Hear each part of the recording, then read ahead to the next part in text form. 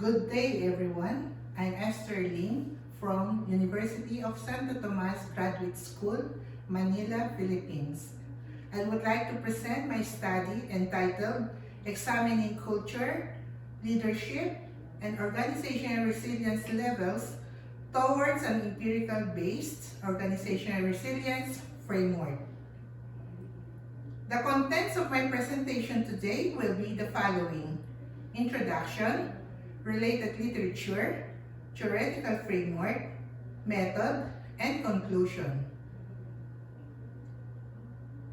The COVID-19 pandemic, relentless natural calamities, economic crisis, and other uncertainties recently occurring worldwide have intensified the struggles of many organizations presently experiencing an organizational decline.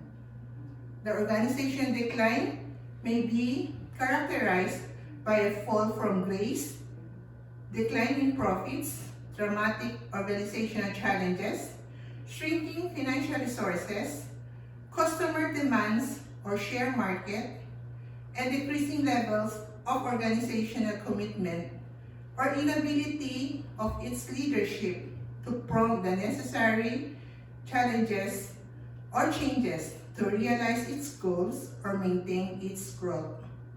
Various dysfunctional characteristics cause a decline in the organization, both internal, like leadership and culture, and external, like the changes in the environments, vulnerability, etc. Educational institutions are not insusceptible to decline, especially the smaller ones that lack financial reserves to weather economic storms. In the Philippines, some schools were already battling for survival even before the outbreak of the COVID-19 pandemic. For instance, the reforms in this educational system, like introduction and implementation of the K-12 program, had caused declines in some schools' revenues at varying levels. Some schools were forced to closure because of the decline in student population and insufficiency of resources. Educational institutions are with insufficient preparations for this transaction were thrust into severe dilemmas, and the transition process resulted in profound implications to the organization's growth and sustainability.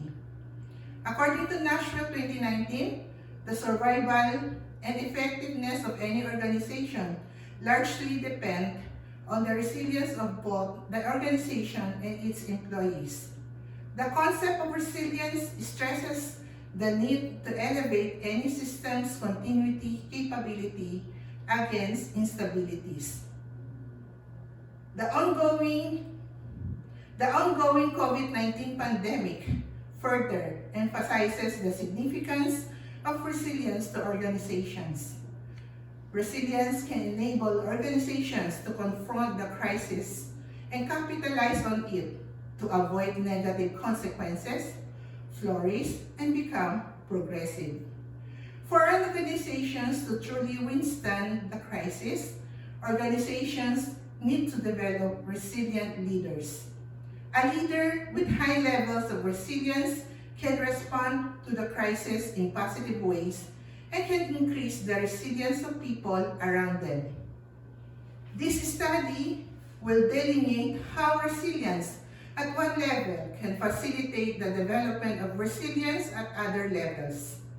Investigate the relationships among different levels of resilience, and examine the influences of culture and leadership on each organizational resilience level with Filipino-Chinese schools offering Chinese curriculum in the Philippines as studies target school respondents. Resilience is significantly essential during turbulent times and in dealing with adversities. During challenging times, resilient organizations have increased chances of survival. The term resilience comes from the Latin word resilere, which means to live or jump back or bounce back, according to Ma et al. 2018. It was introduced by Holling, 1973, Ma et al. 2018, and Luis Martin et al. 2018, who stressed that resilience determined the persistence of a system and was a measure of the ability of this system to absorb changes and still persist. Leadership is conceptualized as the process of exercising social influence, according to Teo et al. 2017. This idea, leadership as an influence process, has been acknowledged in some leadership theories, according to Seidel et al. 2019. The process occurs through the leader's behaviors. In the educational setting, the leadership plays an essential role in the delivery of organizational vision and mission. An organization that acts homogeneously can achieve goals effortlessly. ICIEL 2020 divulges that the solution to organizational crises and challenges was the leaders with high levels of resilience. By exhibiting high levels of resilience, they may be able to increase the resilience levels of those people around them. The survival of an organization during intense disruptions depends not only on its members' resilience, but on its leadership as well, according to Teo et al. 2017. Besides, effective organization response to a crisis, a leader must serve as a guide for its members. The organization's resilience largely depends on the leader's abilities and capabilities to improve organizational response and increase recovery from the crisis, according to Morales et al. 2019. Research studies show that the resilience is directly related to leadership. Therefore, an organization needs a high-caliber leader that can motivate and inspire its employees. In organizational research, culture is defined as a set of norms, attitudes, values, and behavior patterns that form the core identity of an organization or operating unit, according to Mujib 2017. Some scholars even describe organizational culture as an abstract or link or bond between the organization and its members, according to Maduwake and Emerald 2017, Shine and Shine 2017. Organizational culture guides people to understand which actions are deemed acceptable or not within an organization, according to Batugal and Tindowen 2019. Culture experts believe that culture is a cure for many organizational problems, like organizational decline. Culture can be affected by lots of factors, including leadership. Leaders influence organizational culture through their values, strategies, and leadership style, according to Warwick 2017. When the leader and employees agree to core values, beliefs, and behaviors, a strong culture emerges, according to So et al. 2017. The formation of culture usually begins with the leaders or founders. Thus, it controls the way members in the organization makes decisions. Hence, school administrators and leaders play a critical role in the culture formation in educational settings. Organizational culture has been said as a set of forces that shape and determine human behavior. Adewale and Antonio 2013, therefore, it impacts organizational outcomes. Organizational culture affects many outcomes like productivity and satisfaction. Thus, it is regarded as one of the workplace components that influences every aspect of Organizational Life according to Maduake et al. 2017. Meanwhile, employee resilience is an antecedent of organizational outcome variables. According to Caniel and Batten, hence culture is regarded relative to resilience in the organization. Here are the theoretical framework for this study: resilience theory, organizational culture framework, servant leadership theory, and self-enhancement theory. According to Elliott 2020, resilience theory is rooted in psychological studies of children who suffered traumas or loss of lives. In this study, resilience will be emphasized as an imperative for organizations to cope effectively against the COVID-19 pandemic and respond to unexpected events. Another theory, organizational culture framework.